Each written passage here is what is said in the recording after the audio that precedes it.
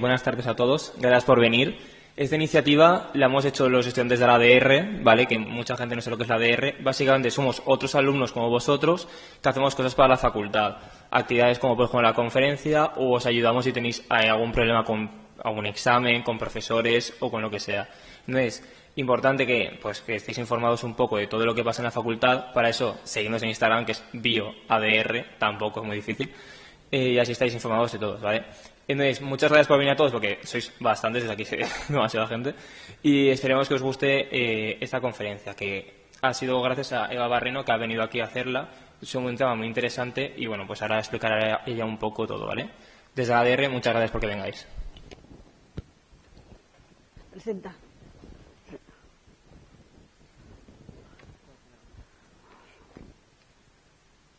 Bueno, buenas tardes a todos. Bueno, yo soy Pedro Carrasco. Me conocen los profesores de biotecnología. Para suerte o desgracia suya, los de biología no. Pero bueno, a mí me han pedido que introduzca a Eva, entre otras cosas porque llevo como alrededor de 15 años. Llevo alrededor de 15 años trabajando con ella y fijaros, eso ya es una muestra de que no es una persona muy normal. Porque es catedrática de botánica y convenció a un bioquímico que trabajara con ella. Ya que no creáis que la cosa es una persona muy abierta a muchos campos de la ciencia. Y es un placer. Hablar de Eva siempre es un placer. Entonces, he de deciros, para que os hagáis una idea también, la enmarquéis en lo que es la historia de la facultad, que este año hace 40 años que vino a Valencia como catedrática. Sí. Porque vino en me lo he estudiado, ¿eh? ¿Te lo has estudiado? Este año hace 40 años que vino y lleva más de 25 años dedicándose a los líquenes y empeñarse ella sola que los líquenes son unos simbiontes y que constituyen un auténtico ecosistema. Y la verdad se ha empeñado todo, que a mí me ha convencido y todo, ¿eh? También debo deciros que Eva es una persona muy particular.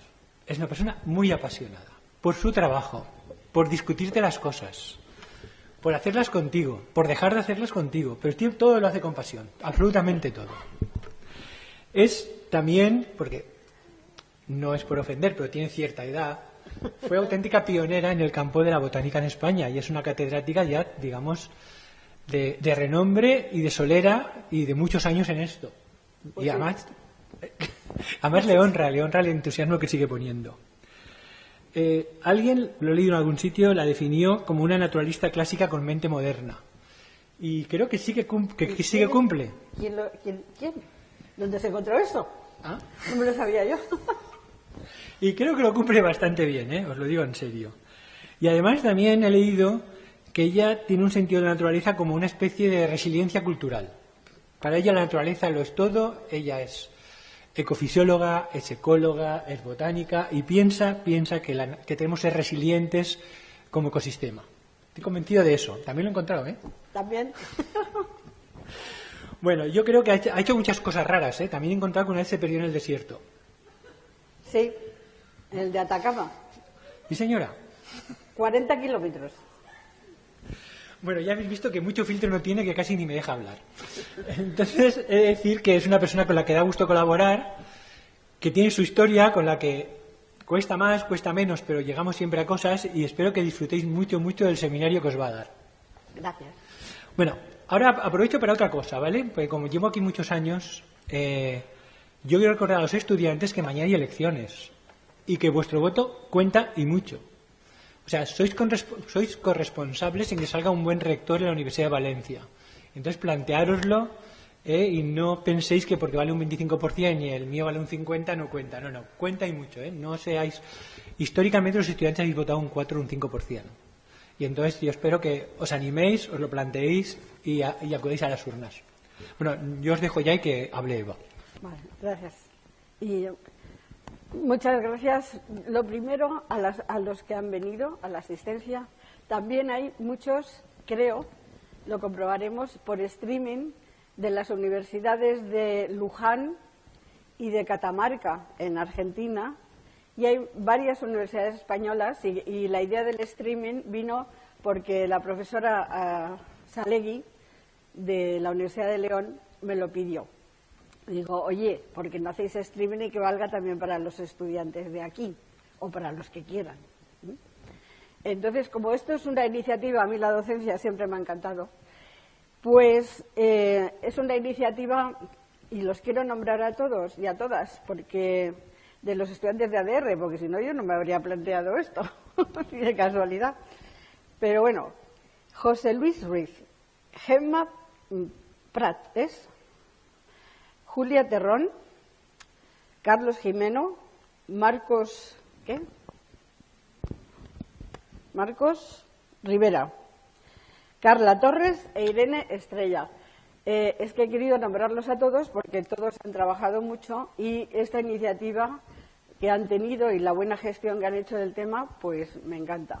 También quiero dar las gracias a todos los compañeros que están aquí y uno que me ha hecho especial ilusión es Simón Foss, que es doctor por esta universidad, que yo siempre he considerado, él trabaja en la consellería, hace todo lo de las microreservas, pero siempre he considerado que es el gran docente que ha perdido esta universidad, y sabes que te lo he dicho en público muchas veces.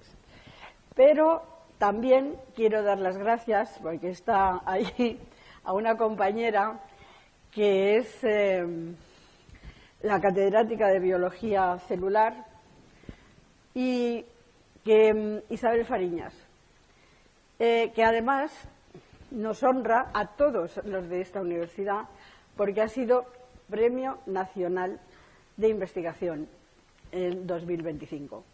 Lo que quiere decir que es una gran profesional, gracias. Es un honor que estés aquí escuchándonos y también, con un poco de suerte, será nuestra próxima vicerrectora de investigación, o eso espero, porque sabe lo que es la investigación y eso en esta universidad es muy importante. Muchas gracias, Isabel, por venir. Bueno, y también doy las gracias a todos los que estén en streaming y que no vemos. Pues voy a empezar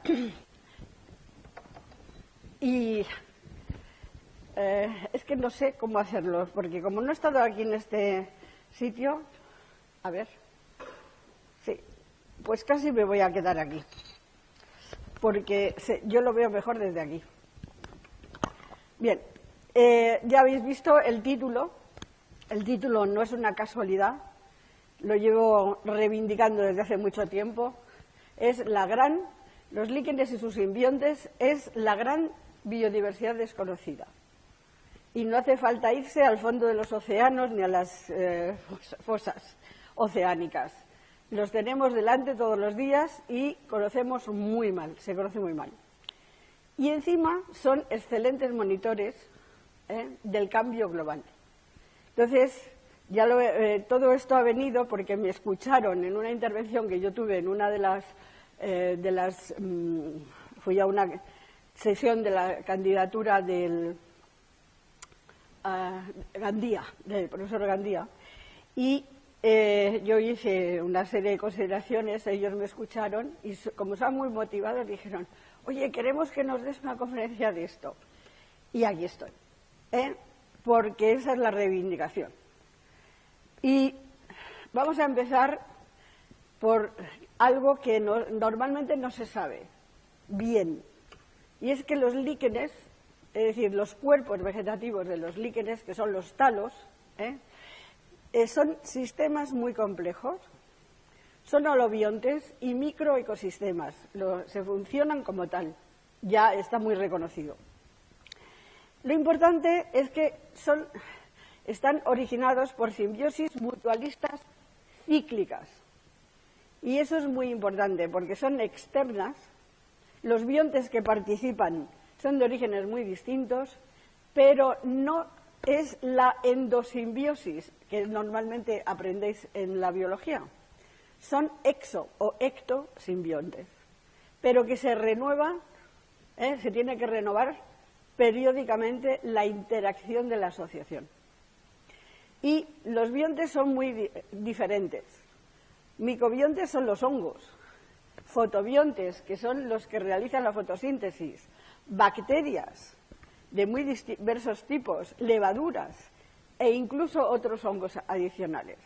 Entonces, son, como veis, además, consecuencia de esa simbiosis, hay formas muy diferentes, ¿eh? Y se forman por esas simbiosis cíclicas nuevos holobiontes. Organismos no tienen nada que ver con la suma de las partes, ¿eh? Sino de la interacción. Y entre los hongos que forman los talos, los más importantes son los ascomicetes. Son, fijaros, unas 19.000 especies, ahora mismo ya vamos por 19.500, más o menos, ¿eh? Pero bueno, y basidomicetes y deuteromicetes, muy pocas especies que formen simbiosis liquénicas. Y eso quiere decir que la radiación evolutiva ha ido por ese lado, ¿eh? A los ascomicetes les ha ido bien, a los basidiomicetes no tanto. Fijaros aquí, he puesto un basidiolíquen, pero lo que veis aquí es la seta, ¿eh? El cuerpo fructífero. El talo casi no se diferencia y no tiene estructura. Sin embargo, los ascomicetos, cuando forman las simbiosis liquénicas, forman estructuras, talos, muy diversos y muy diferenciados, y ya veremos, muy estructurados. Y aquí lo he puesto desde el principio y luego lo he vuelto a poner. Ahí tenéis el hongo, aislado y propagado en laboratorio, que cuesta meses, un trabajo tremendo, y que se corresponde con uno de estos líquenes, esos talos, que cuando no están en simbiosis, esos hongos no tienen esas formas, lo que quiere decir que los fotobiontes controlan, y otros organismos, ¿eh? Casi todos están ligados al biotrofismo, no al necrotrofismo como son los saprófitos, ¿eh? Eso es muy importante. Y las simbiosis mutualistas también se dan en otro tipo de organismos, que es otra vía de simbiosis, que es mutualista, que son las micorrizas. Y las micorrizas, la asociación de hongos biotróficos con raíces de plantas vasculares, son la base de todo el funcionamiento de los ecosistemas terrestres. Sin las plantas vasculares, si no hay muy pocas, hay como un 5% como mucho, de plantas vasculares que han desarrollado mecanismos que impiden la simbiosis trófica, la micorrización, pero casi todos no. Entonces aquí lo que hay es una unión de un heterótrofo, como son los hongos, con organismos fotosintetizadores, que pueden ser, ahora lo veremos, que pueden ser algas, microalgas, en realidad, y cianobacterias. Y ahí lo tenéis expuesto. La mayor parte de las veces, y por eso ha dado, la mayor parte de las veces, la reproducción de las microalgas es asexual, pero la citoquinesis, como ves, no es se divide y forman dos células, no. Siempre la célula madre termina siendo un esporangio o esporocisto. Y en el interior se forman numerosas células, que son las que luego salen al exterior y se desarrollan y forman la simbiosis. Lo que hemos descubierto en el grupo de investigación que tenemos conjunto con el grupo de Pedro Carrasco es que, porque todo el mundo decía que solo tenía reproducción asexual, es que tienen reproducción sexual, y además César, que es un fantástico del microscopio confocal, pues ha conseguido incluso hacer vídeo, lo tenemos en vídeo, pero no lo podía poner aquí ahora, proceso de reproducción sexual, y no tienen, son gametos, y tienen los dos flagelos correspondientes, pero no tienen pared. Esa es la diferencia. Todo el mundo decía que eso eran zoosporas, pero no es verdad, son gametos para la reproducción sexual. Y ahí tenéis que la inmensa mayoría de las microalgas son algas verdes, y dentro de las algas verdes, de la esclerófita, pues las más importantes, hay algunas más, pero la inmensa mayoría son de la clase Trebusiophyceae. Es lo más importante. Y ahora vamos a un concepto que no sé si os han explicado o no, pero que para mí es muy importante. Uno, porque he tenido la suerte de poder aprender mucho de Lynn Margulis. Y Lynn Margulis, que como sabéis es la famosa de la endosimbiosis, pues se empeñó en traducir este libro. El libro que estaba escrito porque a principios del siglo XX hubo una gran escuela de filogenetistas en Rusia, justo antes de la Revolución. Y entonces ella lo sabía y se habían escrito mucho. Entonces descubrió que Merezkowski, que era liquenólogo, propuso que la naturaleza de los cloroplastos se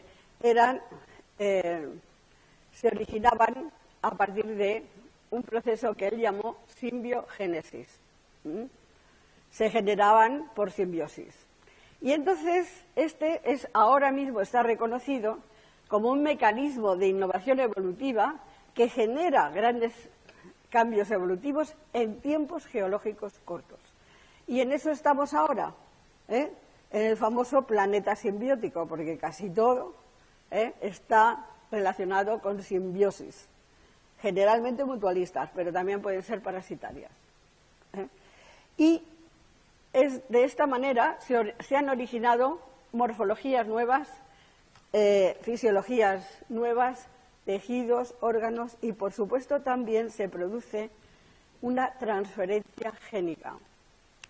En los talos donde conviven bacterias, microalgas y otros organismos, nosotros también lo detectamos al principio, hay transferencia de algunos genes de bacterias simbiontes a los microalgas.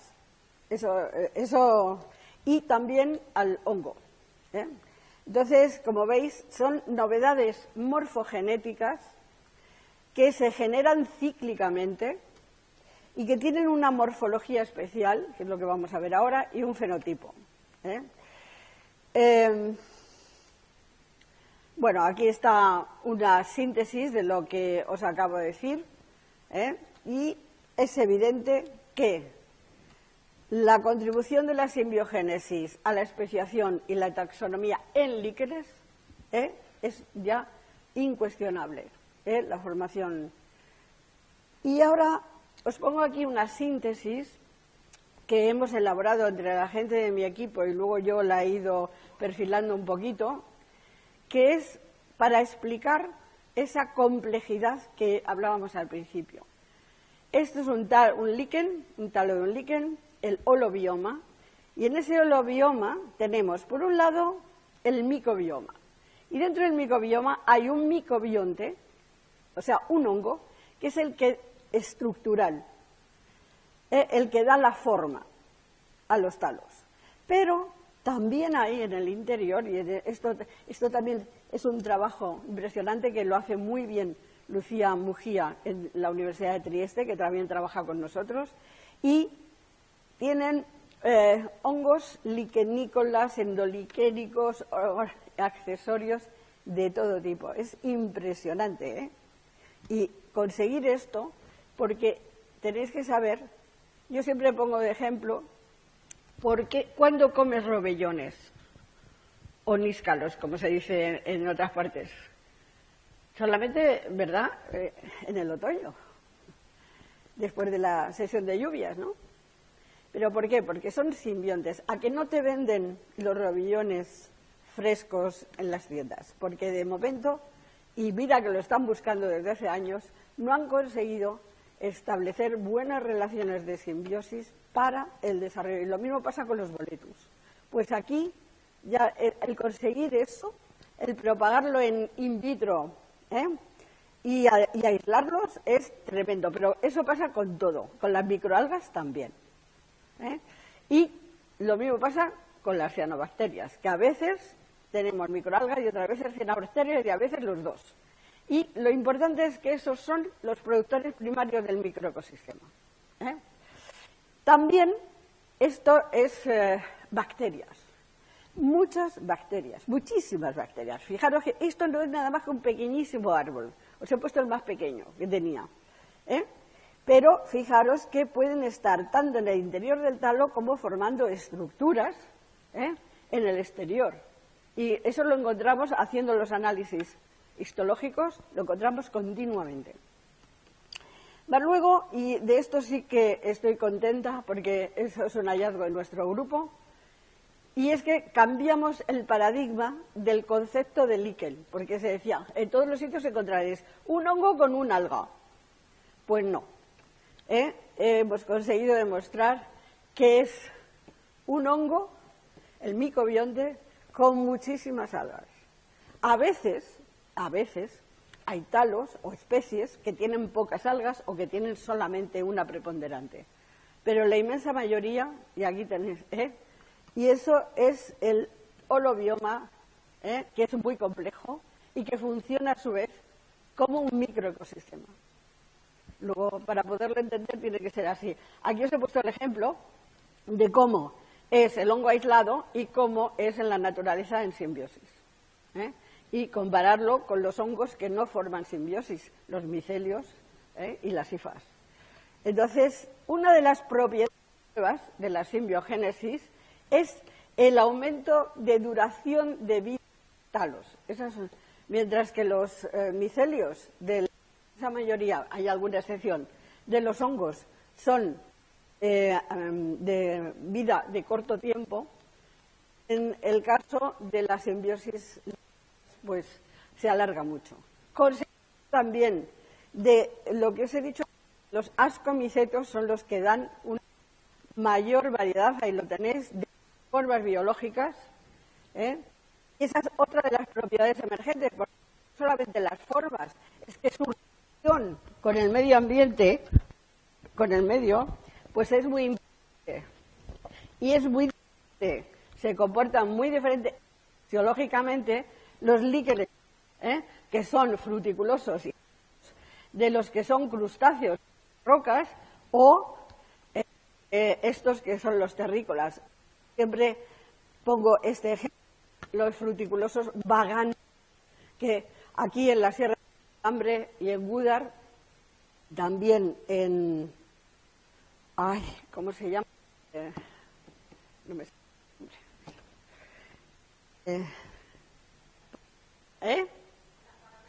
Las parameras ibéricas, pero aquí ya, ¿cómo se llama? El rincón de Ademuz, que no me sale. Ahí tenemos que se relaciona con las estepas y el astracto, también con las estepas del norte de Estados Unidos y también de las zonas de las rocosas. Impresionante, porque eso quiere decir que las relaciones biológicas a veces son hasta la puede ser un haplotipo diferente. Otra propiedad es el metabolismo secundario. Y ese metabolismo secundario, que además ahora estamos empezando a ver con las aplicaciones, y el profesor de la Facultad de Madrid es haciendo maravillas para las aplicaciones farmacéuticas, están trabajando en varios laboratorios, pero este ecológico, esa mayoría tienen como filtro de alguna manera la radiación solar para proteger a las... ¿Ya? Si quieres señalar con el puntero, tienes que apuntar atrás. Vale. Pues me pongo. Así, y ya está. Vale. A ver. Ahí, ¿no? Sí. Pues entonces es el color que veis. Muchas sustancias están en el córtex, dan color. ¿Perdón? Se lo pago. A ver. Esto le he puesto a estos. Vale. Perdón, es que no sé. Lo que me digan, ¿no? Sí. Vale. Bueno, entonces, estas sustancias, pues esta es unas rocas de la provincia de Salamanca, y aquí tenemos, es como un libro de ecología. Esto es la orientación sur, muy sur, y entonces tiene este ácido que es el ácido rizocárpico. Esta es intermedia, verde amarillento, que es el ácido úrico en las situaciones, y en las zonas norte y nordeste no hay tantos colores. Los líquenes suelen ser grises o blanquecinos, porque la sustancia que protege también a las microalgas es la tranolina. Y a su vez el metabolismo complejo del interior es impresionante. Pero vamos a hablar bastante de esta otra sustancia, que es la parietina. La parietina requiere para su síntesis de la presencia de enzimas ligadas al ciclo del nitrógeno. Y ahora mismo son las más resistentes a la deposición de nitrogenada, que es la contaminación más importante que tenemos en muchas zonas. Y en la Comunidad Valenciana, por desgracia, yo siempre digo que lo que tenemos ahora es un paisaje parietínico. Y esta es la estructura más compleja de los talos. Es que no sé cómo ponerme para no dar la espalda a nadie, pero no es tan fácil. La estructura más compleja. Tenemos los talos heterómeros y que tienen un córtex superior, una capa de fotobiontes, como veis siempre protegida, y ahí es donde se dan las interacciones hongo-alga, y la médula, que es una zona de reservorio y de circulación de aire, de gases y de agua, y luego en algunas ocasiones tienen para anclarse al sustrato. Esta estructura es la más compleja y solamente la tienen los líquenes foliáceos muy desarrollados, pero también alguna parecida tienen los fruticulosos. Lo importante también es que algunos líquenes que solo tienen cianobacterias como fotobionte, pues forman esta estructura. Oye, ¿y si apagamos un poquito de luz aquí? Porque yo lo veo ahí un poco de... ¿Vosotros lo veis bien? ¿O no? No, ¿verdad? ¿No se puede quitar un poquito de foco? Es que si no, no se ve nada, yo no lo veo. Sin embargo, en el ordenador se ve de maravilla. Bueno, los homómeros, que tienen la matriz gelatinosa con las cianobacterias, donde no hay una organización. Sin embargo, externamente pueden parecer foliáceos, el Geniocolema. Y estos ahora mismo también tienen un problema, y es que la inmensa mayoría de los líquenes con cianobacterias son los que están siendo más afectados por la contaminación nitrogenada. Y lo mismo da que sea en bosques que en las comunidades del borde de la mar. Están desapareciendo porque son los más afectados ahora mismo. Bueno, y luego hay algunos, y ahora lo veremos mejor, que tienen las dos cosas, que tienen cianobacterias y tienen microalgas. Bueno, esto es de un compañero con los que trabajamos en la Politécnica, Fran Breijo, que hizo esto es del crío scanning, y entonces se ve muy bien dónde se dan ahí las... Tiene un momentito. Ahí, no. Dónde se dan las simbiosis, las asociaciones. Pero esta que tenéis aquí, esa es una de las que más trabajo nos ha costado encontrar, y es con crioscanning y con transmisión. Y esto es con óptico. Es decir, y fijaros que haciendo bien las secciones y buscando los sitios, hemos conseguido ver cómo una hifa desde el interior o del córtex del hongo micobionte sube, ¿para qué? Y se establece simbiosis con bacterias que están en el exterior, con estas bacterias. Y fijaros que con el crioscanning también lo hemos podido captar. Esa es una... Lo importante también es que, como estamos mirando lo del biomonitoreo de condiciones ambientales y de cambio, pues resulta que estos líquenes, que los llamamos tripartitos, porque tienen micobionte, microalgas y cianobacterias. Y entonces tienen, son muy diversos, las más comunes son los nostoc, pero esta que tenéis aquí, de Ricassolia amplísima, esto es del, creo que lo he puesto, ¿no?, del bosque de Muniellos, que es una reserva de la biosfera en Asturias, que es la que mejor conservada tenemos ahora mismo en el país, con diferencia. Es pequeña, pero muy bien conservada. ¿Y qué pasa con estos líquenes? Pues son los indicadores más sensibles a cualquier alteración ambiental.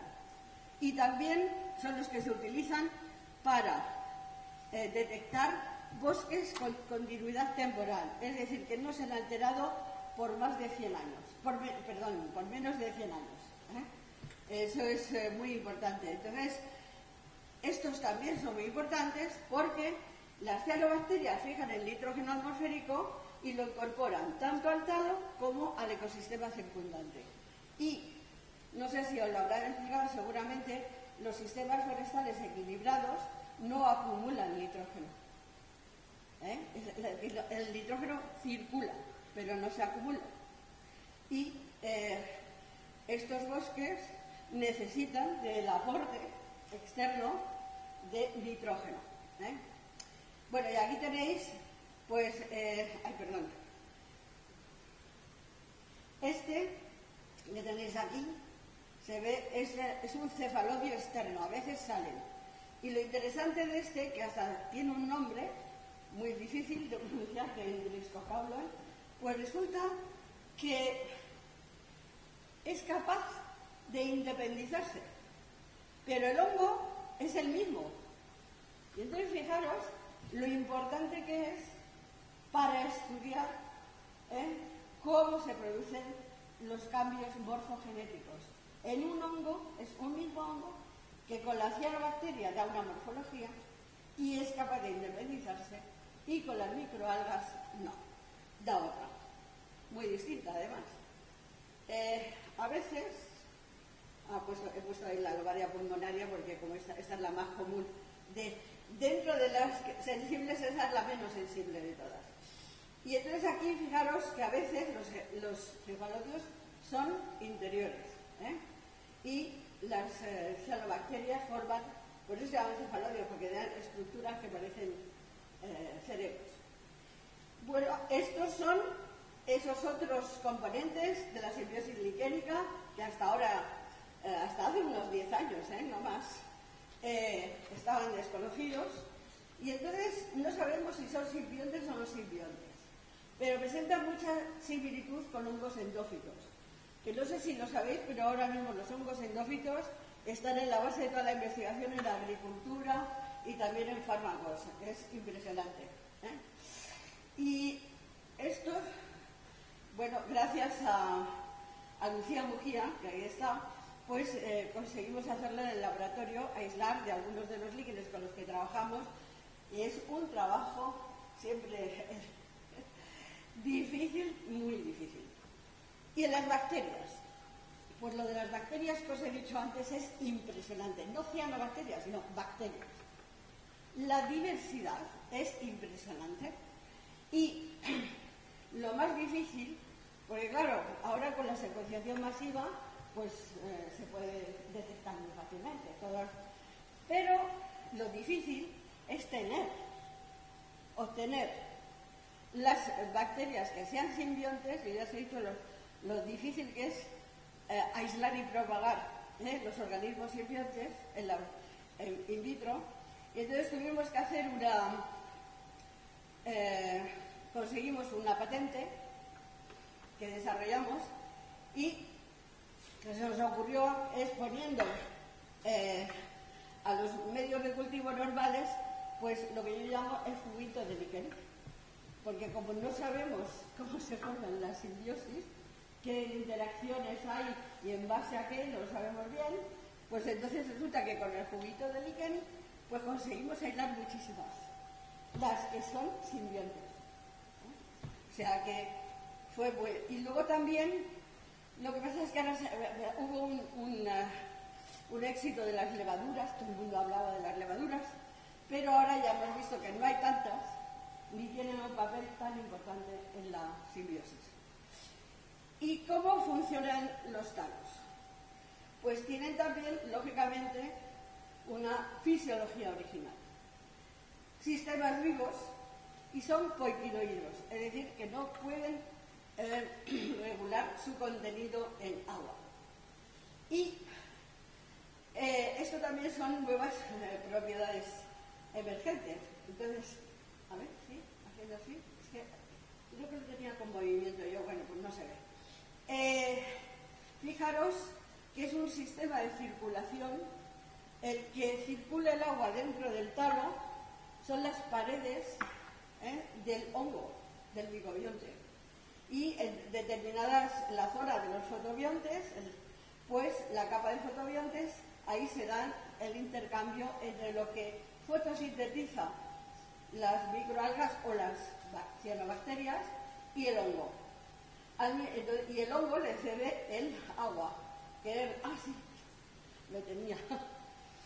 Entonces, y fijaros también otra cosa muy importante, el córtex, que nosotros antes no le dábamos importancia, pero ahora resulta que con los estudios que se están haciendo, pues el córtex tiene una importancia decisiva, no solo para filtrar las radiaciones luminosas o ultravioletas también, sino porque ahí es donde también se absorbe, donde se depositan muchas sustancias del metabolismo secundario, y en el córtex inferior, cuando lo hay, también es una zona de absorción de agua y de nutrientes desde la atmósfera. Porque los líquenes con microalgas son capaces de absorber el agua del vapor de agua de la atmósfera. No hace falta que llueva. Es decir, también por esta fisiología tan especial que tienen, que aquí la tenéis, si tiene demasiada agua, el talo impide la circulación de los gases y entonces fijaros que antes de estar completamente hidratado el talo, más o menos cada especie lo lleva de una manera, el 80%, como veis, empieza a bajar el rendimiento de la fotosíntesis. Y curiosamente hay un intervalo muy corto entre que se pone la gota de agua y medimos la fotosíntesis con un fluorímetro, que es el mejor método, pues fijaros que es exponencial. Bueno, pues eso es lo que se llama un organismo oportunista. Es un oportunista.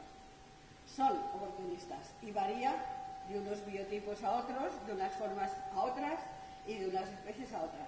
Pero luego también tienen otra cosa que, como ha dicho Pedro, soy bastante... me gusta la multidisciplinaridad, pues conseguimos de la Universidad Rey Juan Carlos, pues el grupo de Miriam Català, y ella es especialista en muchas cosas de fisiología, pero en óxido de nitrógeno. El óxido de nitrógeno tiene una importancia, bueno, en las células animales todo el mundo lo sabe, para las mitocondrias y demás, es muy importante y en medicina también lo saben, pero nosotros nadie lo sabía, de que eso también estaba en la regulación hídrica dentro de los procesos. Ahora veremos de el óxido nítrico, es muy importante para neutralizar, creo que lo tengo puesto, a ver, no, aquí lo tendré en otro sitio, los radicales libres. Los radicales libres de oxígeno, los ROS famosos, que se originan cuando el talo se hidrata. Luego, como veis, ¿qué pasa? ¿Qué he hecho? ¿Qué he hecho?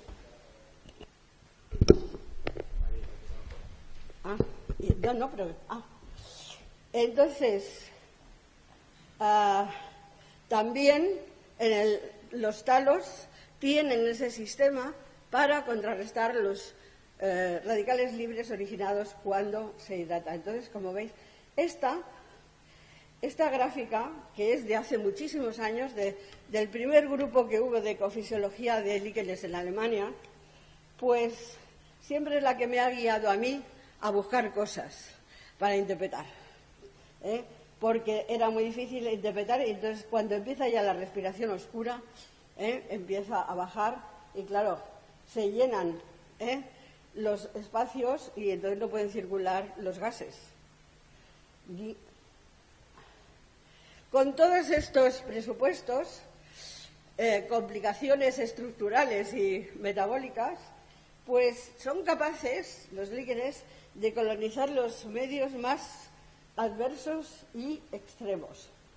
De aquí, estas me las ha cedido Leo Sancho, que empezó de estudiante y ahora ya se va a jubilar, pero es el que ha llevado todo el programa de la Antártida en España con los líquenes.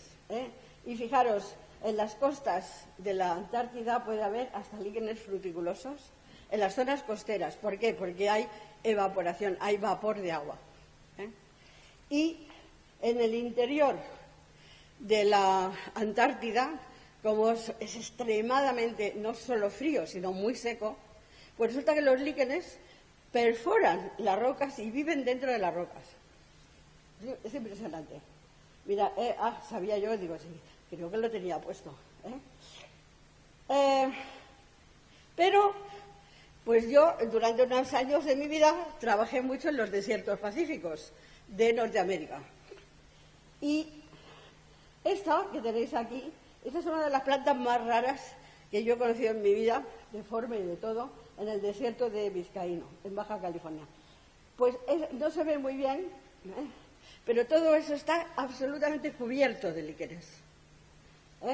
Fijaros, y también en estos roquedos, en los pequeños arbustos, y hay hasta líquenes, la ramalina esta menciesi, que es enorme, y que si os fijáis tiene dos formas en el talo. Y una de ellas es una red.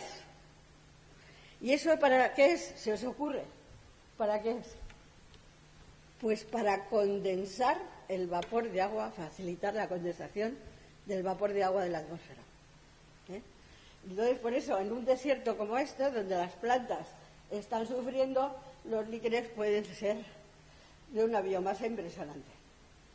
Pero no nos tenemos que ir tan lejos. Aquí en las parameras ibéricas tenemos lo que os he dicho de líquenes que están vagrantes, que se llaman. Es decir, que pueden nacer en una piedra, en un pequeño piedrita, y luego se independizan del sustrato y se llaman vagrantes porque se mueven con el viento o con lo que hay de los animales. Lo interesante, esto es lo que llaman los líquenes, lo he puesto del maná, porque en los desiertos del norte de África, no sé lo que dejarán ahora, porque yo hoy estoy muy preocupada con lo de la guerra, pero estos líquenes no tienen sustancias del metabolismo secundario, con lo cual solamente tienen hidratos de carbono. Y por eso estaba en la Biblia, que gracias a eso pudieron los israelitas cruzar el Mar Rojo. Bien, bueno, estos líquenes son también, hemos visto bastante, que se los pueden comer también las ovejas o las cabras donde están, por eso, porque no tienen sustancias.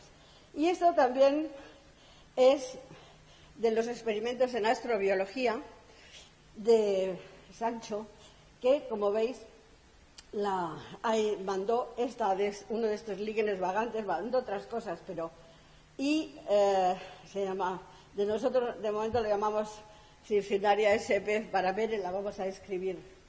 Y como veis, al volver, Leo, esto está recogido en una zona de la provincia de Guadalajara, donde hay muchísimas. Y Leo, cuando le trajeron el material, lo tuvo 2 o 3 días de aclimatación en las cámaras, y cuando midió la fotosíntesis no se lo podía creer. No había ningún daño en las microalgas. Tenían lo mismo que antes de recogerlas. Como él pensó que se estaba equivocando, se volvió a ir a la localidad. Como no estaba lejos de Madrid, recogió material en el mismo sitio y volvió a medir. Y es que no se habían, es decir, que las microalgas dentro de un talo de líquen son capaces de resistir las radiaciones cósmicas. Y eso ya es mucho decir. Pero el secreto está en no hidratados. Si están no hidratados, lo resisten todo. ¿Por qué? Porque tienen una pared, ya lo habéis visto antes, las microalgas tienen unas paredes impresionantes, pero no me he querido meter mucho más en eso.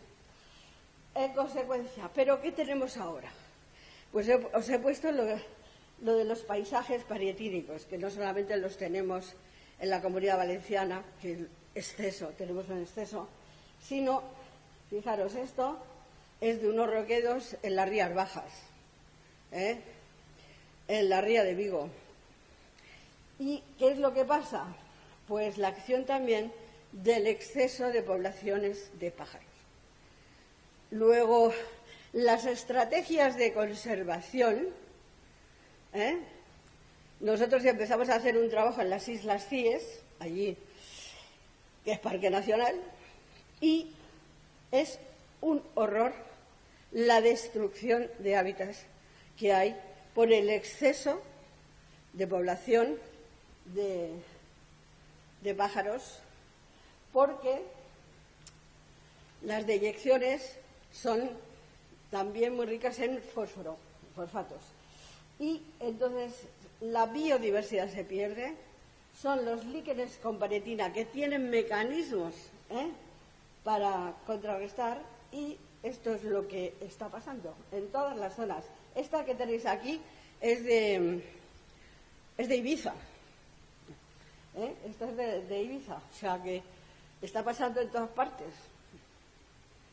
Bueno, entonces una vez que hemos expuesto esto, lógicamente para hacer las mediciones, para poder establecer correlaciones adecuadas entre los síntomas que podamos sentir o los organismos que forman parte de esas complejas, pues hay que utilizar todo. Ahora mismo estamos utilizando todo de las secuenciaciones de todo tipo para poder. Pero también la microscopía electrónica es muy importante. Muy importante. También conseguimos, dentro de los talos de los líquenes, con diferenciar los que tienen, en los que se están formando radicales libres o no. Bueno, lo voy a pasar más deprisa. Pero esto nos llevó a que, para poder experimentar y de verdad saber qué era lo que estaba pasando, visto que el hacer crecer los hongos es muy difícil, ya lo habéis visto, pues nos dedicamos a las microalgas. Bueno, en realidad yo que había trabajado mucho en fisiología de plantas. Y fue Lynn Margulis la que me dijo: deja todo eso de los cultivos y dedícate a la fisiología de esas alguitas que tienes en la simbiosis, porque a ella le encantaban los líquenes y le obsesionaban las simbiosis liquénicas. Y digo, y deja todo eso. Y yo dije, pero es que es lo que tenemos dinero para investigar. Y me dijo, búscate. Y dice, además, o sea, todo lo que has aprendido de fisiología de plantas, aplícalo en esto otro. Y también busca las bacterias. Y dije, ¿bacterias? Entonces nadie hablaba de las bacterias de los talos de los líquenes. Entonces, bueno, lo hice.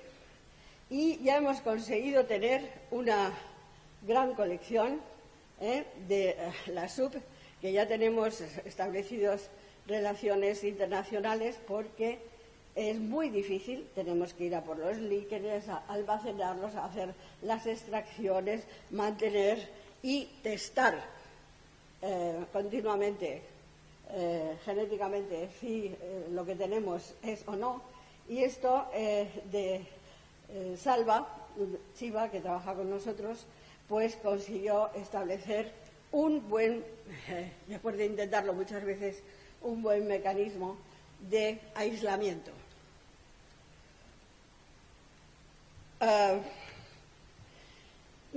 La coexistencia de diversas especies, pues fijaros que gracias a la secuenciación masiva pudimos obtener que en una sola rama de este líquen, de Ramalina farinácea, que es nuestro modelo, había 31 especies o unidades de diferentes microalgas, y de esas 27 eran especies distintas de Trebuxia.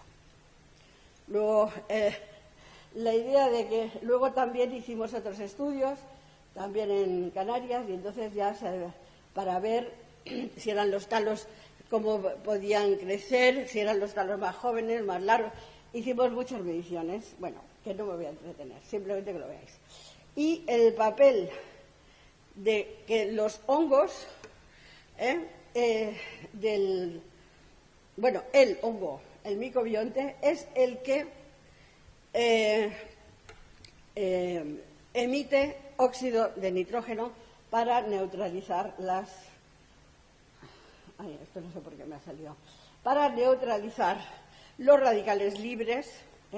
Esto se hacen con una serie de detecciones in situ, pero como veis, lo importante es que el hongo, cuando se hidrata, emite óxido nítrico y es un protector de las microalgas en las primeras fases de la hidratación.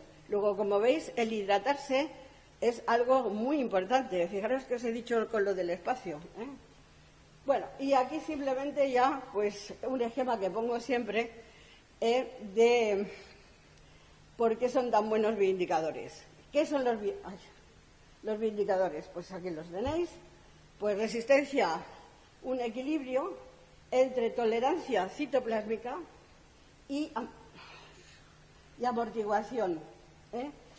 Y esa es la resistencia, una escala que es diferente para cada especie y en cada tipo de hábitat, además, no solamente.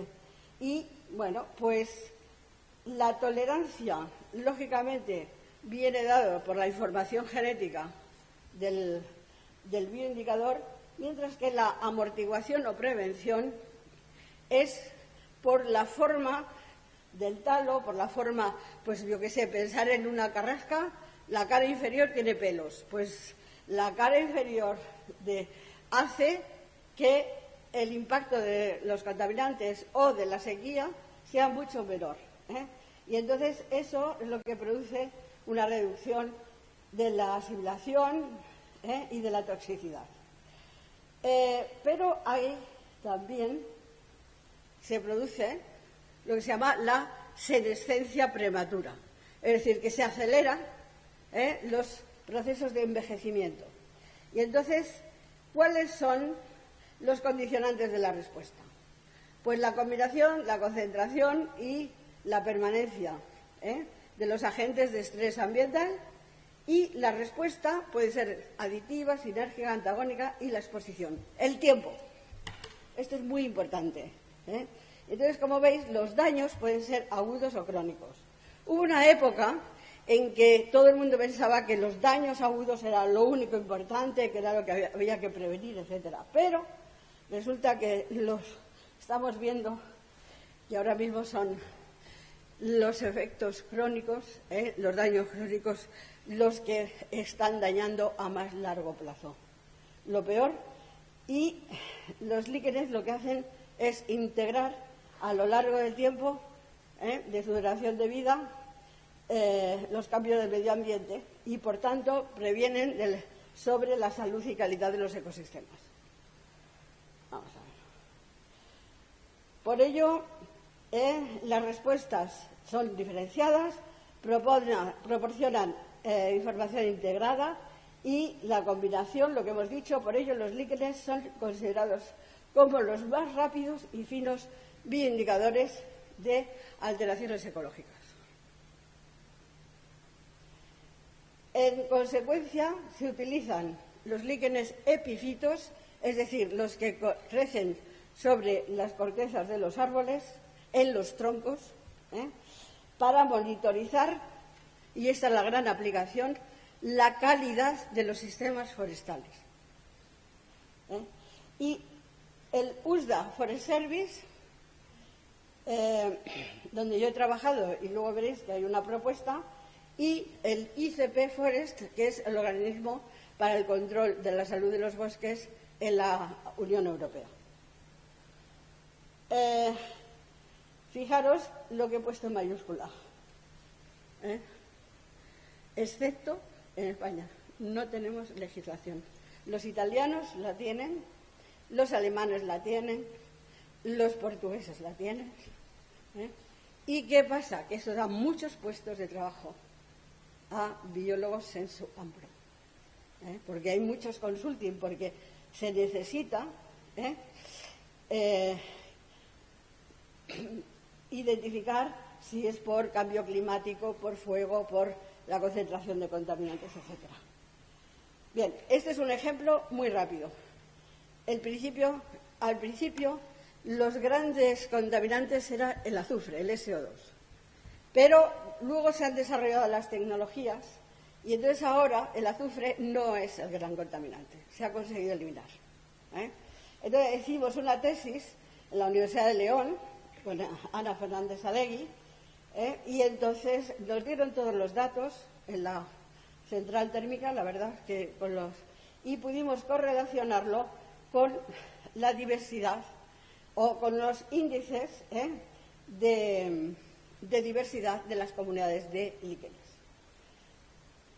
Pero también nos dimos cuenta de que aparecían síntomas muy especiales. Si os fijáis, era como si pusieras una gota de lejía, pero en las zonas periféricas de los talos, y que evolucionaban luego a esos colores pardos. Hicimos también trasplantes, eso ya lo hemos dejado, porque requiere los trasplantes para ver el funcionamiento fisiológico, pero requiere de mucho esfuerzo. Tienes que esperar un año a la toma de datos para que se acomode los líquenes trasplantados, y entonces dan datos muy buenos sobre determinados parámetros de la fotosíntesis, para saber cuáles son las partes del microalgas que están dañadas o que son afectadas. Pero el problema está en que requiere muchísimo tiempo y esfuerzo. ¿Qué son los problemas que tenemos ahora mismo más importantes desde el punto de vista medioambiental? La deposición nitrogenada. Estos son mapas de la Comunidad Europea que podéis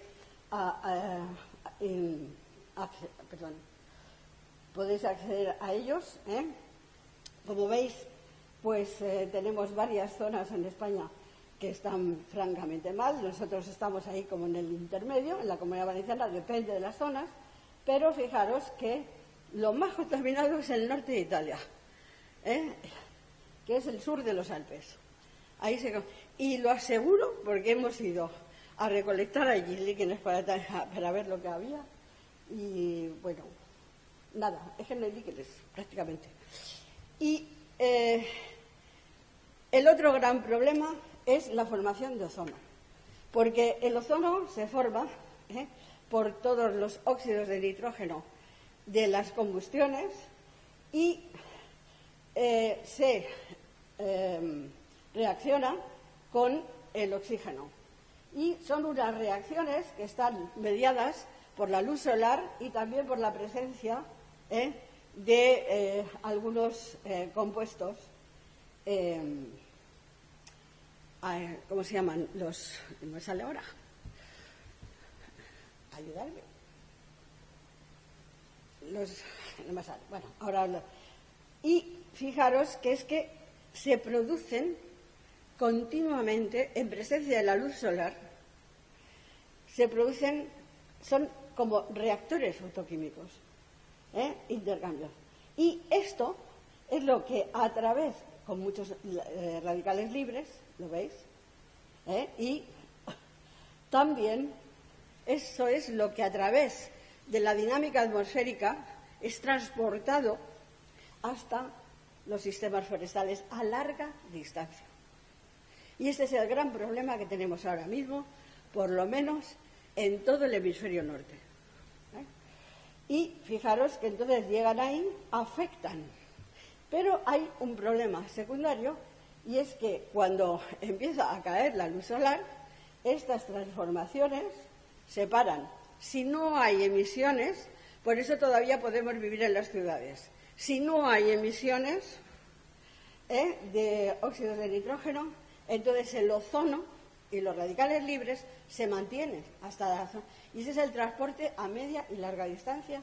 Y por eso todos los bosques, los sistemas forestales alejados de los focos de emisión, pero que estén en la línea de circulación de las masas atmosféricas, pues son los que tienen más daños, y por eso lo que se llama el declive de los bosques.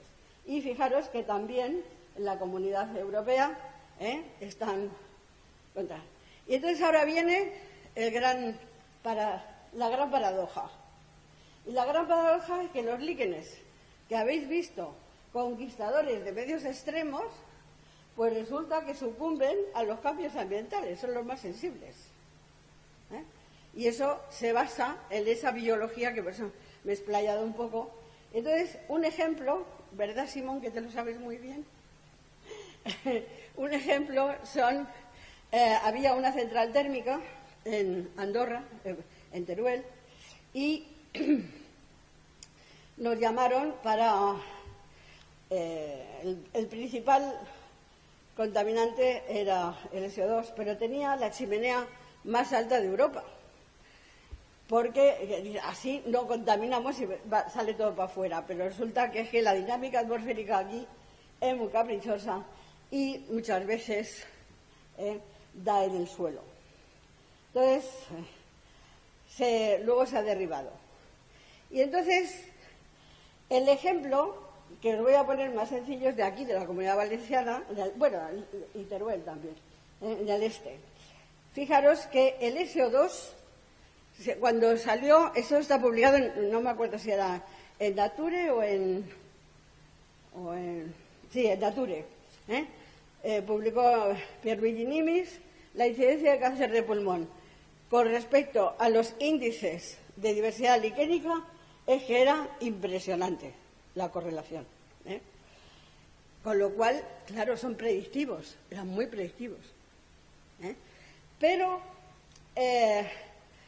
resulta que nosotros, en todos estos años, que empezamos en el 84, pues nos llamaron de Endesa porque había muchas protestas en las zonas, pero resulta que las protestas venían de las zonas costeras y de algunas zonas del interior de Castellón.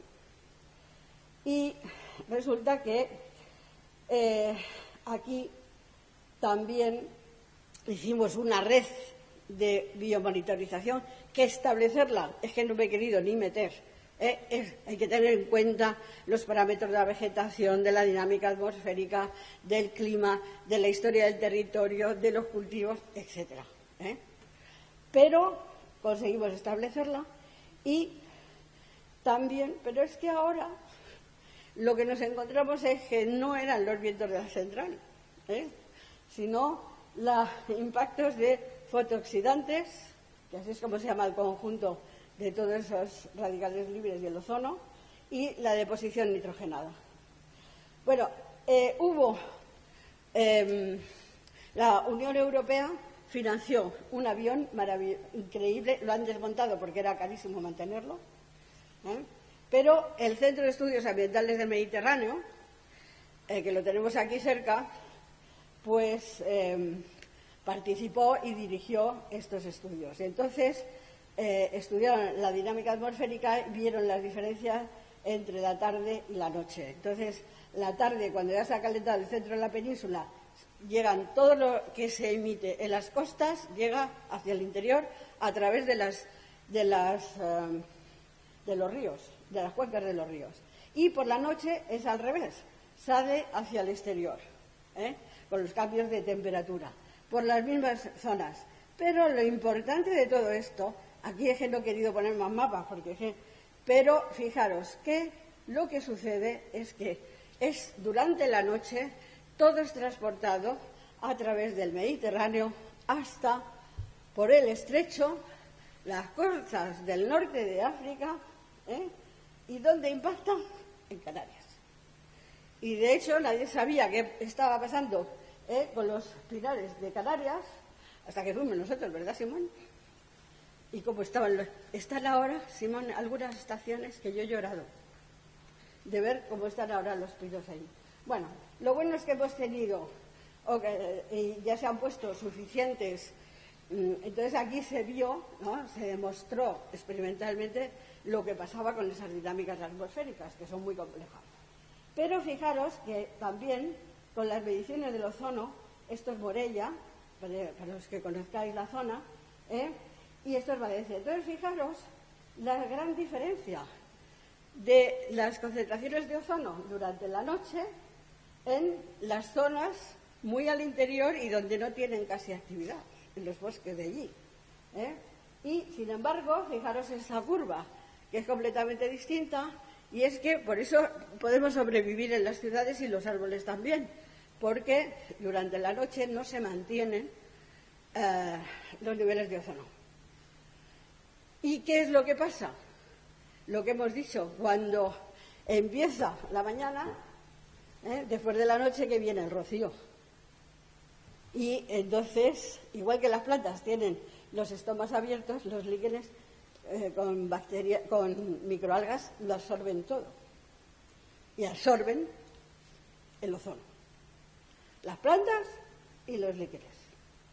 Entonces, tenemos una metodología en la Unión Europea, que es siempre dirigida por el ICP Forest, con unas metodologías y un manual que hay que respetar, y como veis ahí se contabilizan las especies, es la frecuencia de especies que hay en esas, está estandarizado todo. Pero lo que me gusta resaltar de esta diapositiva, Pata ya se lo sabe, es que conseguimos encontrar. Nosotros habíamos hecho durante muchísimos años, y ¿qué fue? En el 97, hasta el 97. Y conseguimos, en el 97 se paró todo, porque además hubo un cambio de política. Endesa, que era una empresa estatal, fue vendida, y entonces, al ser privada, pues quitó todo lo de investigación, que estaba financiando muchísima investigación en esa. Y fijaros que pudimos hacer en el 2018. Pues yo me guardé toda la documentación de todas las estaciones, de todo lo que habíamos hecho. Tengo un armarito que está lleno de toda esa documentación. Y dije, tenemos que hacer algo con esto. Y encontré a un estudiante de la Politécnica que quiso meterse a trabajar esto, que le costó 2 años terminar el máster, porque era más difícil de lo que parecía, pero lo hizo. Y entonces fijaros que conseguimos establecer con la misma metodología y en muchos casos con los mismos árboles en los que habíamos hecho las mediciones del 97, que además nosotros poníamos un clavito, ¿verdad, Simón?, para que siempre fuera... Entonces, fijaros que es impresionante las pérdidas de diversidad de líquenes. Y fijaros que donde peor están los territorios, los que han ido más para atrás, son los bosques de carrascas, encinas y quejigos. En los pinares también ha avanzado, pero no tanto. Los pinos tienen pH, corteza de pH ácido. Entonces, fijaros que aquí los síntomas visibles no tienen nada que ver con los que os he presentado del azufre. Veis que aquí los daños están siempre en la zona central y las zonas periféricas. Son las que continúan creciendo. Miradlo aquí también. Hoy cambios de color. Eso es debido a que cuando las algas mueren, las microalgas mueren o son dañadas, pues emiten extrusión de protones, generalmente de potasio. Y entonces eso reacciona con las sustancias liquénicas de la médula o del córtex. Y entonces dan estos colores que tenéis aquí, ¿lo veis? Y esos son unos síntomas de daño que no solamente aquí, porque yo me fui a estudiarlo también a California, y en California, que tenemos líquenes muy parecidos, pasaba lo mismo. Es exactamente lo mismo. Pero hay aquí algo muy interesante. Uno, esta no sé si lo veis bien, eso es Xanthoria paretina. Ay, ya me estoy alargando mucho, ¿no? ¿Qué hora es?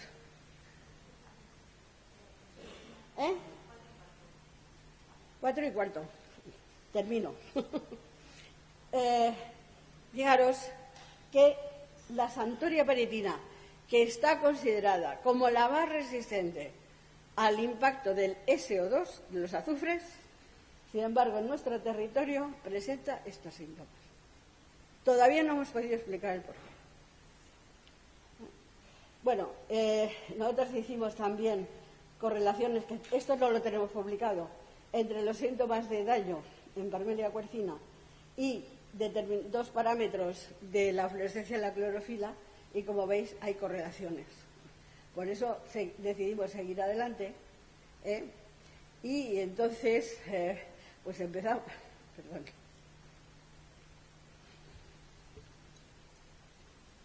Bueno, vamos a ver, ahí. Entonces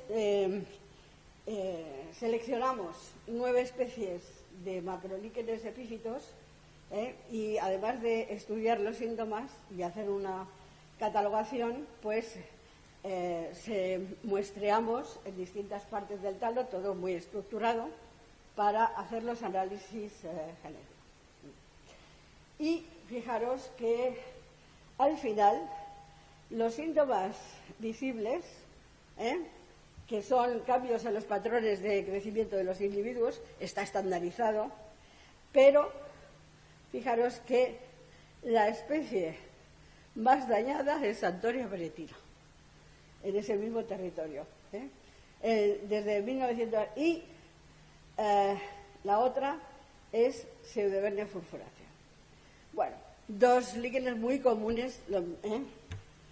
Bueno, estudiamos también, porque hay que saber la diversidad de microalgas, porque no todas responden igual y hay haplotipos que pueden ser diferentes. Y entonces hay algas preponderantes, las primarias que se llaman. Entonces, gracias a varios compañeros de diversas universidades de Europa, pudimos hacer un transecto para ver las interacciones y qué algas eran las más predominantes. No me voy a entretener, porque simplemente para que sepáis que esto hay que hacerlo previamente a lo que luego ya hemos podido hacer, que es el ver cómo establecer una metodología que sirva para la biomonitorización.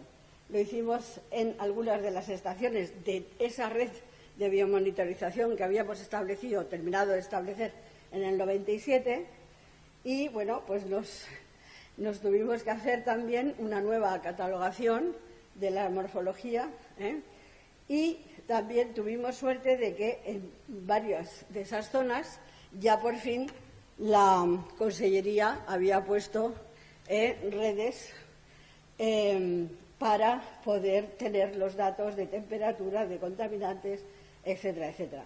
Si os fijáis, el SO2 el azufre es lo que más ha bajado. No me voy hicimos también nuevos resultados, no voy a entretener, pero la síntesis es que los líquenes son fantásticos para analizar la variación temporal de los efectos de impactos antropogénicos. Los resultados muestran en nuestro territorio un descenso generalizado de la diversidad, también un aumento de los síntomas visibles de daño, excepto en una localidad, y el penacho de la central incidía justo en esa localidad, en Corachar. Era la única que habíamos detectado desde el principio que incidía el penacho de la central con el SO2. Y la mejoría de esta zona está relacionada con el cese de la actividad de la central. Luego, como veis, son bioindicadores, si los sabes elegir, los mides adecuadamente, muy fiables. Ahora bien, el deterioro del resto es el resultado de un efecto multifactorial. Aumento de la deposición nitrogenada, impacto de los fotooxidantes, cambios en el uso de las tierras agrícolas, los fotooxidantes que vienen desde las costas hacia el interior y también cambio climático, cambios de temperatura y de pluviosidad, de sequía. Y entonces ahora ya hemos podido hacer técnicas genómicas muy serias y ya tenemos una colección reconocida por la Universidad de Valencia, por fin. Entonces, bueno, establecimos muchos análisis de diversidad de algas, pero lo interesante también es ver qué factores influyen en la diversidad de microalgas, porque esos son los productores primarios de esos microecosistemas de los talos. Y bueno, como veis, pues con beta-barcoding se pudieron identificar muchísimos taxones. Y aquí tenéis que la diversidad de microalgas varía mucho de unas especies a otras y en función también del número de muestras que se pueden analizar. Y lo mismo pasa con la abundancia relativa de otras, como veis, muchísimas géneros que no son trebuxia. Todo esto son géneros distintos de microalgas simbiontes. Y bueno, pues también ver la diferencia entre Pinus y Quercus, esto es muy importante, la estructura, la estrategia de reproducción, pues cuando es asexual, pues hay menos diversidad y cuando es sexual hay mayor diversidad. Eso quiere decir que cuando las esporas de los hongos germinan, pues tienen más posibilidades de encontrar algas diferentes. Sin embargo, en la reproducción asexual, como son soredios o isidios, donde van hongo con microalgas o con cianobacterias, pues entonces es menos diverso, porque ya lleva al simbionte. Y luego, esto simplemente para mostraros qué es lo que pasa en un sitio que yo adoro, que es la Sierra de Espadán, que he estudiado muchísimo y que fijaros que en el año 2007 empezamos a ver, porque iba mucho ahí, y ya hemos hecho tesis, ya hemos hecho tesinas, de todo. Y fijaros que parecía que estos líquenes tan grandes estaban como quemados en el medio, en el centro.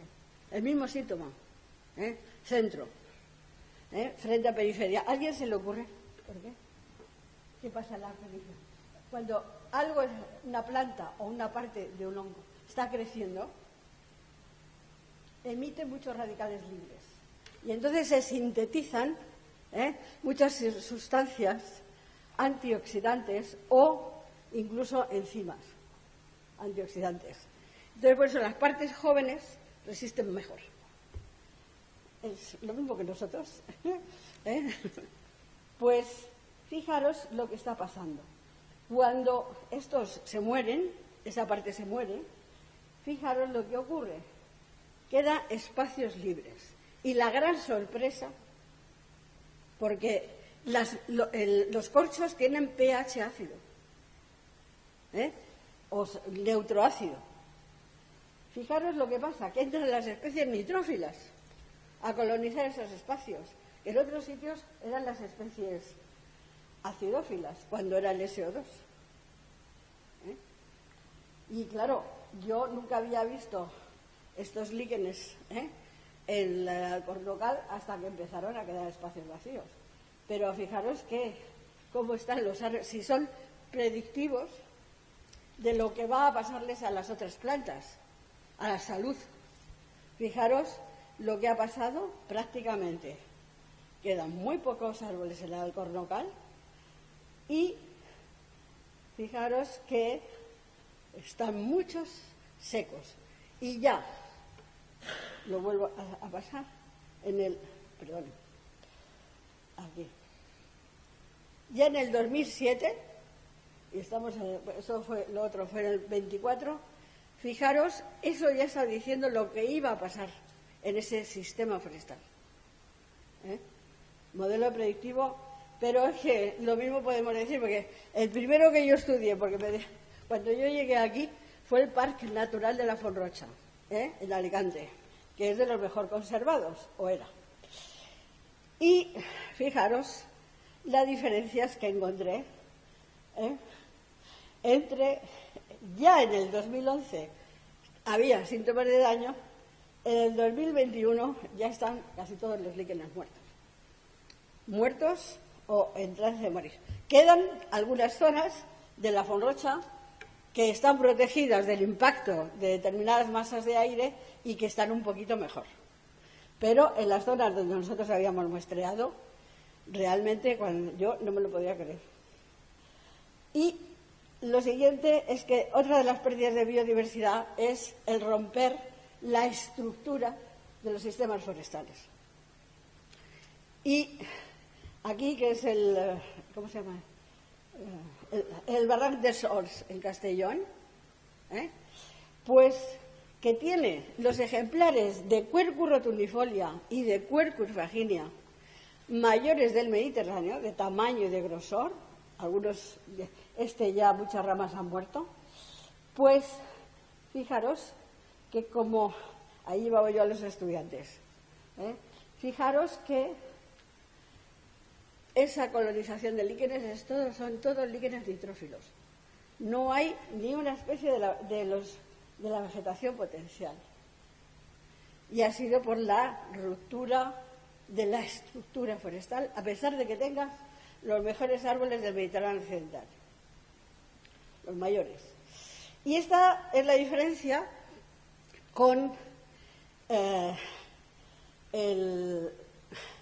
la Reserva Integral de Muniellos, en el suroeste de Asturias, que para mí ahora mismo es la que mejor conservada está. Hicimos una tesis de Sergio Pérez Ortega y también nos financiaron publicar un libro. Y fijaros que esta es la comparación de lo que se había estudiado hasta entonces de la biodiversidad en Muniellos de distintos organismos. Fijaros que los líquenes, ponen ahí 511, creo 521. Con un análisis que hicimos de probabilidades, salía que todavía podía haber 200 especies más de líquenes que no habíamos conseguido encontrar, que el muestreo todavía requería de más intensidad. Pero lo interesante es esto, la excelente representación y el tamaño de los líquenes tripartitos. Están todas las especies sensibles, está ahí, porque eso es un bosque con continuidad ecológica. Y también, fijaros que todo esto es el paisaje del invierno, cuando se caen las hojas. Están llenas las ramas de esta especie, Urnea florida, que está extinta en muchísimas partes de Europa y que, sin embargo, forma parte, como veis, del paisaje. Esa es la diferencia con el paisaje paretínico. Aquí no conseguimos encontrar Santoria paretina. ¿Por qué? porque no hay acumulación de nitrógeno. Y eso luego fue mirado y estudiado aquí, en el agua de los arroyos. Y en el agua de los arroyos, que lo estudiaron los de la red hidrográfica, pues los llamaron también, y ahí había líquenes en las rocas de estos que se pensaba, estaban descritos en el centro de Europa, y se pensaba que había sido pues una invención de que se los habían traído de otra parte. No, lo que pasa es que aquí está equilibrado y nos han muerto por el exceso de nitrógeno. Entonces, yo es que... y eso que estuvo explotado, hasta una determinada, hasta que ya la sociedad asturiana, en Oviedo, ya empezaba a decir que esto había que conservarlo porque lo querían vender y lo querían utilizar. Todo. Fijaros qué cacho árboles, la rentabilidad, impresionante. Y luego muchos líquenes también fruticulosos, o sea, mirad aquí, o sea, todos esos viven, sobre todo absorben agua de la atmósfera. Entonces, esto simplemente porque esto me lo pidieron los estudiantes de ADR, que fue lo que les llamó la atención, y es que estamos tratando, de momento no lo hemos conseguido, de hacer un proyecto nodo para el portal administrativo de biomonitorización de líquenes en España en el servidor de la Universidad de Valencia, pero donde nos donan todo lo que tienen el Servicio Forestal de Estados Unidos, y además, como veis, ellos, como tienen muchas estaciones y lo llevan haciendo desde hace muchos años, pues han podido ya establecer.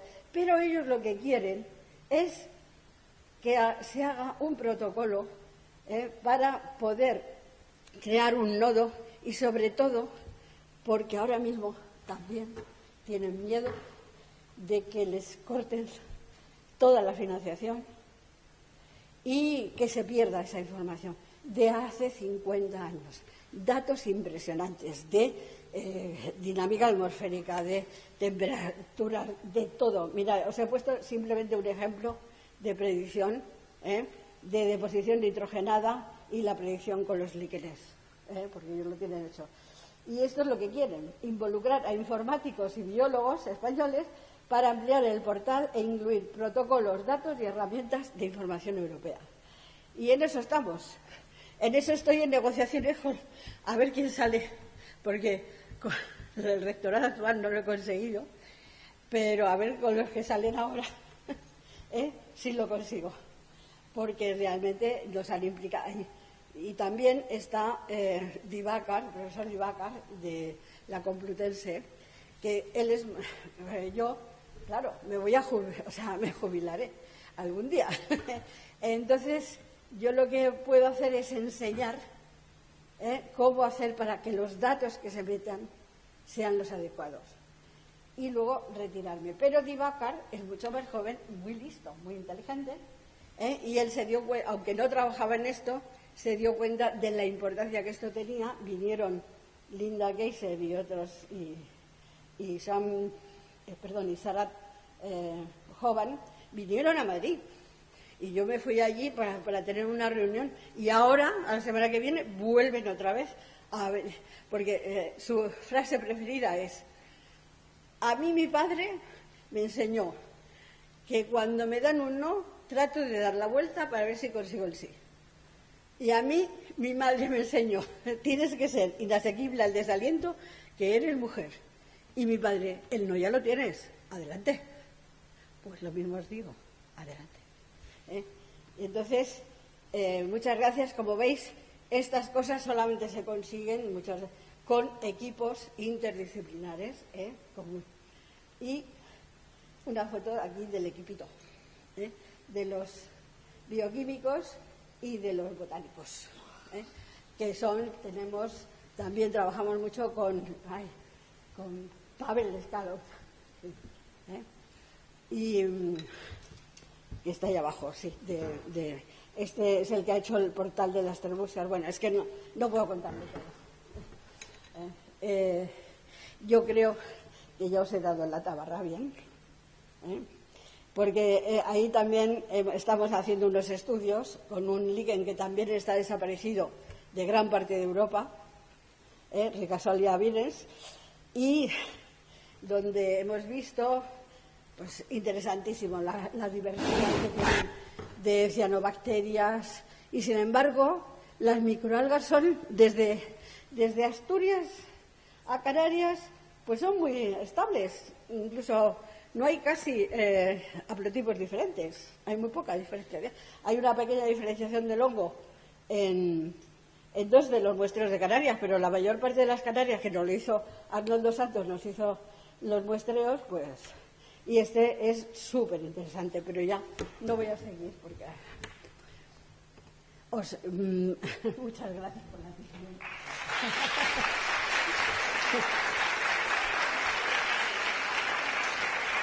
No sé si les queda tiempo para preguntas, pero si no, ahí fuera os puedo responder. ¿Tenéis alguna pregunta?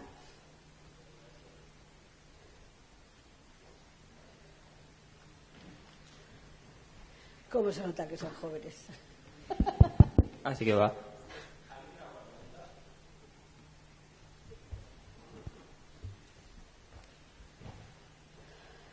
¿Os ha gustado?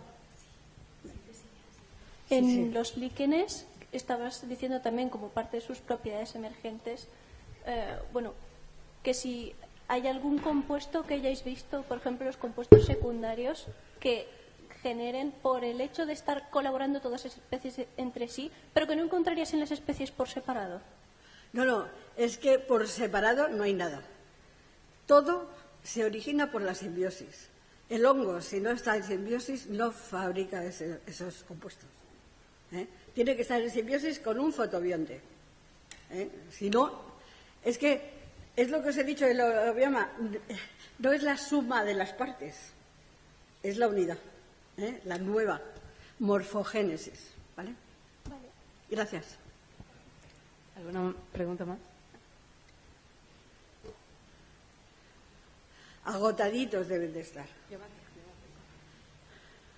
Es que yo soy muy entusiasta, pero tengo ahí no sé cuántas cosas más preparadas por si hacíais preguntas. Antes has comentado de que en España no existe una legislación como tal sobre la gestión de los líquenes y sobre estos bioindicadores. ¿Hay algo que esté en camino o en vías de, o es un campo completamente a trabajar? Es un campo, vamos a ver, os digo, es que lo tenía preparado, pero no sé. Si vosotros vais al ministerio correspondiente y vais a ver la página de biodiversidad que se está contemplando y que se tiene en cuenta, pues desde luego vais a encontrar solo plantas vasculares y, desde hace 2 años, musgos. Pero los líquenes no existen, los hongos tampoco, etcétera. Pero no solamente el ministerio. Yo el año pasado, como ahora soy inasequible al desaliento, pero porque como ya estoy mayor me da lo mismo lo que me digan. Pero el año pasado hubo un foro en congreso de la Unión Internacional de la Conservación de la Naturaleza, la UICN, en Castellón. Y cuando me llega el cartel, pues yo soy del comité de expertos en líquenes de ese organismo. Y cuando me llega el cartel, pues la biodiversidad eran los animalitos, como siempre, y las plantas. Pero no había ni hongos, ni líquenes, ni briófitos, que los briófitos también son muy importantes aquí en el Mediterráneo. Fisiológicamente, ecofisiológicamente también. Pues no. Entonces yo protesté, porque ya voy de protestona. Y entonces conseguí, como hubo la DANA, o sea, estaba programada para el mes de noviembre la reunión. Como hubo la DANA, pues entonces la trasladaron a enero. Y entonces, en ese intermedio, yo protesté abiertamente de qué biodiversidad representaba eso y que eso un organismo como la UICN no se lo podía permitir, además teniendo comités de expertos internacionales, como pues yo también en el comité internacional, pero ¿esto qué es?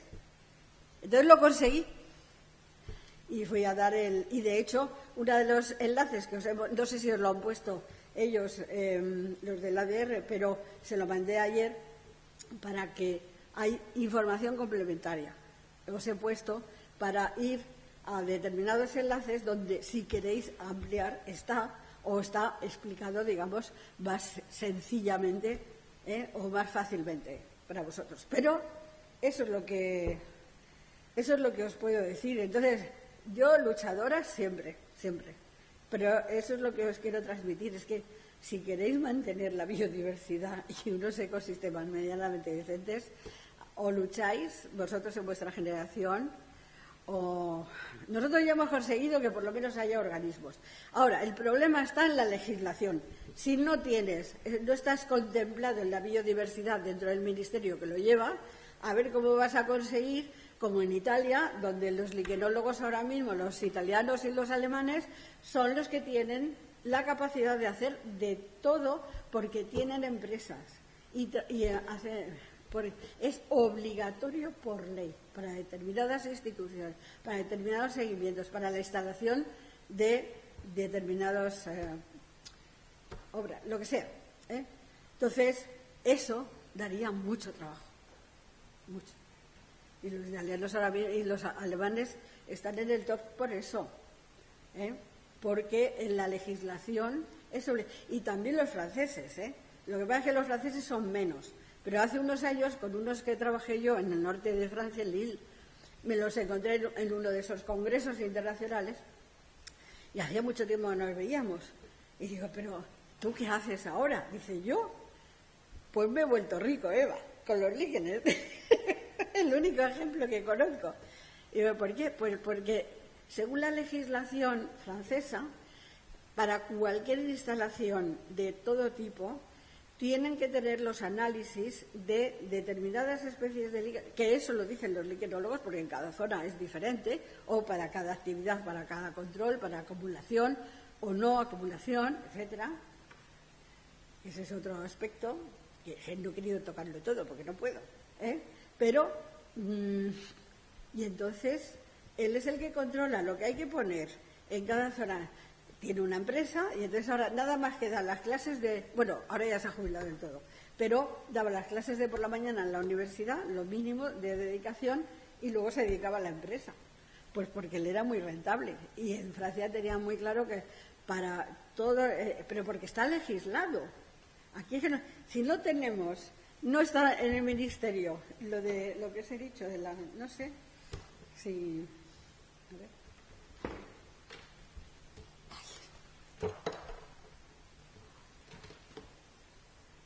A ver.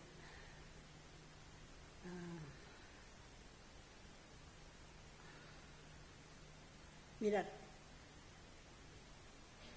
Yo no miento. Esa es la página del gobierno. Inventario de conservación.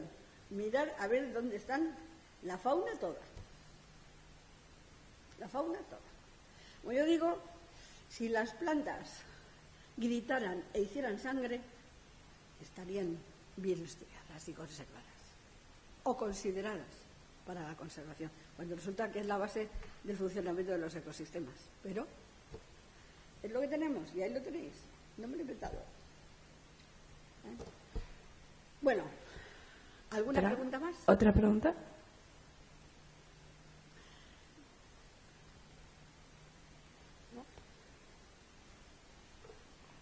Sí. Lo digo porque tiene que entrar la orquesta, que viene ahora una orquesta. Gracias, Eva. ¿Sigues tan apasionada como hace 30 años que me diste en las clases? ¿Ah, sí? Igual. Y qué grande Lynn Margulis, ¿no? Que ya, qué visionaria. Impresionante. El gran drama que yo he tenido con eso es que ella, o sea, yo he tenido dos grandes maestros. Uno, Salvador Rivas Martínez, para la vegetación. Y gracias a eso salvé la vida en el desierto de Arizona. Pero la otra, o sea, la vegetación, bioclima, etc. La otra, Lynn Margulis, pero simplemente de conversaciones, porque a ella la apasionaba la simbiosis, y habéis visto que incluso buscó a un líquen, y tenía una visión impresionante. Yo es el cerebro más impresionante que he tenido cerca. Sí, yo como y cuando también. ya teníamos la experimentación hecha, con los resultados, que ya nos habían cogido y nos habían corregido un manuscrito en una revista de microbiología, y pudimos comprobar lo de las bacterias y cómo había transmisión de genes Horizontal. Sí. Sí, esto es alucinante porque siempre nos enseñan que es entre la misma especie o muy parecidas y aquí es completamente diferente. Sí. Y me pregunté un poco por ahí por las bacterias, porque bueno, ya lo vio, pero que entonces no es como ahora que podemos hacer metagenómica y ver lo que hay dentro, entonces No. era muy complicado. Ella además me lo dijo en francés. Cuando ella me lo dijo a mí, en mi despacho, porque venía mucho porque organizamos juntas el Gran Congreso Gaia 2000, que fue la celebración del 500 aniversario de la Universidad de Valencia. Y el rector de entonces me pidió que ella iba a ir de presidenta honoraria, pero que yo tenía que ser la ejecutiva. Y nos hicimos muy amigas. Y luego ella estaba muy agradecida de lo bien que había salido, porque de hecho nunca más se ha vuelto a hacer. Vieron los mejores biogeoquímicos del mundo, que es con los que trabajan con la NASA. Bueno, fue una cosa apabullante. Sí. Y ella estaba muy agradecida y se vino un día a mi despacho, de las veces que venía por Valencia, venía mucho, y me dijo: Eva, ¿qué estás haciendo ahora? Digo yo, testando la resistencia al ozono de los cultivos valencianos. Pero me parece muy bien, pero es que tienes las algas de los líquenes. Pues todo lo que has aprendido, porque yo, claro, me tuve que ir a varios sitios para aprender, yo no soy fisióloga, me uní a fisiólogos, etcétera. Todo lo que has aprendido ahora lo aplicas a las algas de los líquenes, porque estoy segura de que tienen un papel importantísimo en la simbiosis. Y luego se me quedó así mirando, como sabía que yo era bilingüe en francés, siempre cuento la anécdota porque es que se me quedó grabada en el cerebro. Cherchez les bactéries, Eva. Busca las bacterias. Pues yo no soy microbióloga. ¿Qué voy a hacer? Pues búscate, trabaja en eso. Yo estoy segura de que lo mismo las algas que las bacterias en general en los talos de los líquenes tienen que ser muy diversas y un papel muy importante en la simbiosis. ¿Y habéis encontrado bacterias nuevas? ¡Buf! Sí, lo que pasa es que ahí tuvimos un problema que no quiero decir en público y se perdieron las colecciones. Ajá. Pero sí, todo eso que habéis visto fue un trabajo improbo. ¿Pero cultivables todas? Sí, las pudimos cultivar. No todas, pero fuimos el buen. De hecho, tenemos una patente, que es lo que puse ahí. Una patente que, como no nos la ha explotado la Universidad de Valencia, que es que ese es un problema de la universidad, que no, para la investigación experimental, los equipos estos que son muy de letras, pues no entienden, ¿sabes? Y entonces, pues tengo tres esto no me sale ahora, que estoy cansada. Patentes.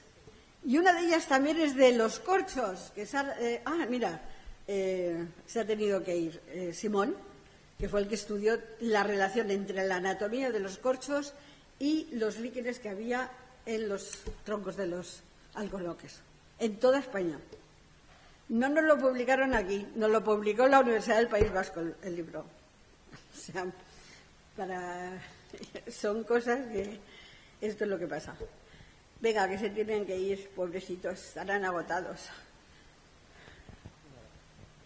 Bueno, pues si nadie tiene ninguna pregunta más, la sala ya hay que cederla. Claro, normal. Que tiene que venir la orquesta. Bueno, muchas gracias a todos por venir, espero que os haya gustado la conferencia. Gracias, Eva, por hacer la conferencia. Y nada, pues esperamos que os haya gustado a todos, ¿vale? Y esperamos veros en la siguiente. Bueno, a mí se me ha quedado más del 80%, que lo he hecho apuesta porque no...